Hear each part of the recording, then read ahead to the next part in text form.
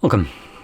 In front of me I have the Huawei Nova 13 Pro, and I'll go over a quick unboxing along with a look at the device itself and its specifications. So jumping straight into it without wasting any time, let's cut our way in. There we go. Yeah, man. There we go. So we have the phone itself.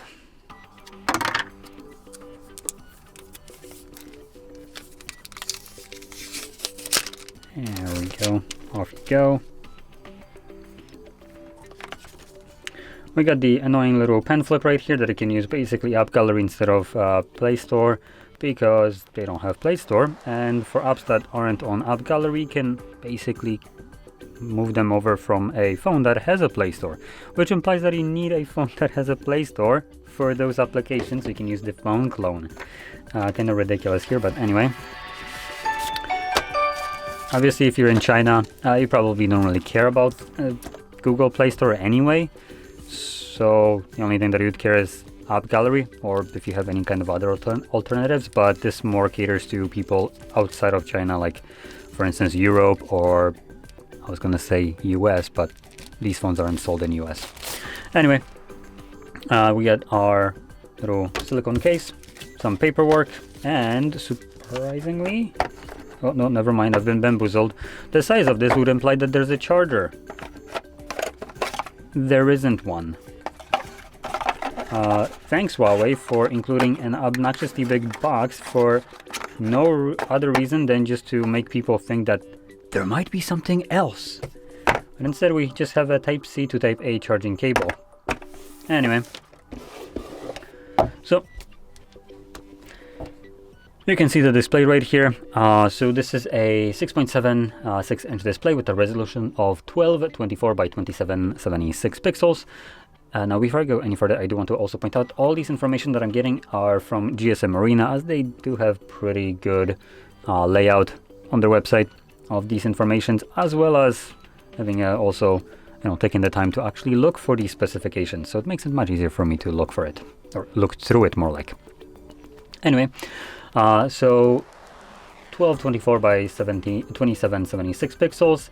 It's an LTPO OLED display with HDR and 120 Hz refresh rate. There is no 10 plus HDR, meaning that there is no certification in reality. We also have an 88.9% screen to body ratio and a pixel density of 449 pixels per inch. With the display right here, the glass itself being aluminum silicone glass. That's a mouthful. Hopefully I pronounced that correctly, but anyway. So the display right here is okay. No problems right here, and most certainly the price tag probably reflects that, but GSM Arena states that it's about 700 euros. It's not that bad as I expected. Anyway, so the display at this price point, I would say it's serviceable. It's a okay price tag.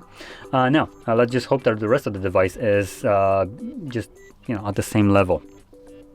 So if you flip it over to the back, we have what looks to be like almost a quad camera setup, but this just looks a little bit iffy right here. So taking a look at the specs, we have 50 megapixel f1.4 to 4.0 aperture, 23mm wide lens. Then we have a 12 megapixel telephoto, 8 megapixel ultra wide, and laser autofocus. So okay, so this is just a fake camera by the looks of it. Now we can do 4K and 1080p, though it doesn't state what the frame rates of this is. Let's see if I can quickly go through this without actually needing to connect to Wi-Fi. And of course I can't, because why the hell would I? Xi Jinping wants my data. Or Winnie the Pooh, more like. In any case, so I'm not going to be setting it up. I don't need to connect to, or I shouldn't need to connect to Wi-Fi to set up a damn phone. It's supposedly smart. Anyway, so sucks to suck, I guess. So talking about the front cameras, because like I said, I'm not really going to go through setup just to figure out what the camera capabilities here are. We have an 8 megapixel telephoto as a selfie and 60 megapixels ultra wide. So it is designed for selfie shooting primarily, I would say, considering that the selfie right here has a higher megapixel count than the rear shooter. Anyway, so with the cameras out of the way, let's talk about the internals, and that's also one thing that GSM Arena is kind of missing. I'm gonna quickly check if I can find info about this.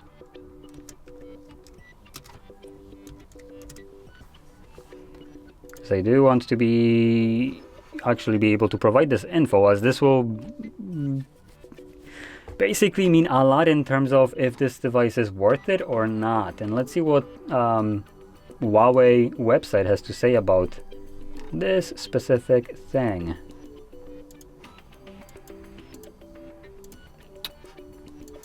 By the way, looking at the official Huawei website, there is no mention of what the video recordings, at least for the cameras, is right here. Hopefully it's somewhere else. We have video resolution supported to 4K. No info about the frame rate though, so cool, we can support 4K at 1 frame per second, which is basically a slideshow. Video resolution may vary depending on the shooting mode. Great, that's always something that I like to see. I'm still looking for the processor, because that's kind of what I've been trying to find. Where is the processor in this list? Dimensions, display, operating system, memory, rear cameras, front cameras, battery, charging, network, connectivity, NFC, location, sensors, media, in the box. Where the hell is the processor that you're including with this device? It should have been in specifications. What the hell are you huffing there? Literally, you have one job on specifications to give me specifications. Oh boy. Huawei up to Huawei shady shit again. See if I can find it on some random website because you know, Huawei's official ones doesn't have that. Let's see, anything here that I'm looking actually for? Now bear with me while I'm literally just trying to figure this out live. As I have never encountered a phone really that tries to not provide you with the most crucial information for a phone. And it seems like I can't find it here either. Oh, no, never mind, found it. Chipset, it's a Kirin 8000. How bad is this? Let's try.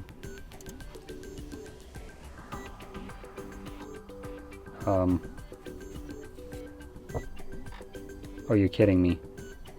Oh boy. So, with the Kirin 8000, if this is even correct, like I said, Huawei doesn't really provide that on their own website. So I'm getting this information of what the processor is on eTorrent.com. Just some basically Google recommended page that actually states that this is the processor. I don't know if it's correct, but if it is, which this is very crucial information, if it is, then this processor basically predates the Snapdragon 888, a processor that has been released, what is it, like half a decade ago at this point. So, and even that, it was inferior to that processor. So if this is correct, and I do want to, like, you know, get a massive grain of, you know, salt right here, or not salt, but just, you know, take that the grain of salt, as it might not be accurate whatsoever, as this would make no actual sense for anyone to actually buy this device, even if you're in China and you don't really have much of an option. At nearly 700 euros, this device is egregiously overpriced, if that's the processor that it has, as the only thing at that point that it has going for it is the decent battery, which is 5000 milliamps, though it's at this point still outdated, being succeeded by silicone based batteries, which I don't think this one has it, considering it's only 5000 in comparison to this size having at least a 6000 milliamp hour battery, and it charges pretty fast at 100 watts. That's one of the actually better things about the entire package, being having a very fast charging, just straight up more than doubles what Samsung's best flagships can do. So that's pretty good. It also comes with 12 gigabytes of RAM, which is pretty good. 256 gigabytes of storage out of the box, and goes up to 1 terabyte, though it doesn't state what kind of storage type it is. Again, you might have a terabyte of storage, but it could be some crappy one, which basically means that when recording videos, they will take forever to write onto the storage. That's not something that you want. So yeah, the battery right here, or more like charging speed, and specifically the displays, will be the nicer parts of this phone.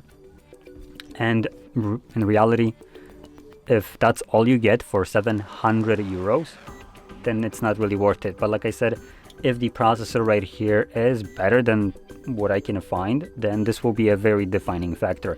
If it's the Kirin 8000, it's, from what I can see on Versus.com, that's where the info is in terms of comparison to the Snapdragon that I pulled up. Snapdragon is just better, and we're talking about like, oh, actually, I take that back. I can't say that it's better. So yeah, I genuinely can. So that was more like a misinformation. Versus states at the beginning that the Snapdragon is better, but if you scroll down to just benchmarks, they don't have benchmarks. So they're saying that one is better because the other one doesn't have info, which is, I guess, very adequate considering I can't really find info either, but there we go. So on nanoreview.net, we are actually looking at comparisons. So in terms of CPU performance, Snapdragon 888 gets 49 points, while Kirin gets 37. Oh, that's a bit of a drop off. In terms of gaming performance, 42 to measly 19. Battery life will be better with, oh no, never mind. So still Snapdragon, 89 to 81. So yeah, in general, if this is correct, I haven't run benchmarks on this whatsoever. If this is correct, then this device doesn't really offer too much in terms of performance, and at that price point it's most certainly not worth it, as it's just being completely outperformed by a 5-year-old processor. I can give a great alternative to a Huawei device, assuming if you're in China watching this, and that would be the CMF Phone 1. Now that device is more budget, but it basically has a better processor, and in a lot of the ways it's kind of similar in terms of performance specifically. Where it suffers is the build quality, as it is more plasticky, but it's designed for repairability, so it won't feel maybe as premium as this one.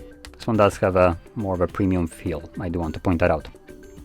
Battery wise, it's going to be the same, though charging will be a little bit slower, and specifications in terms of RAM and storage, basically you can get it on par with this one, as well as having a much faster processor, which would be the kind of defining factor. And the other defining factor will be the price tag, which is less than half of this. So at like $230 about, give or take, you can get the CMF phone, while this costs nearly 700 euros. So yeah, you get to pay significantly less and have a specific wise better device that want to point out caveat, probably, and I say probably because I haven't tested it out, probably won't be taking as good of a photo as the Huawei.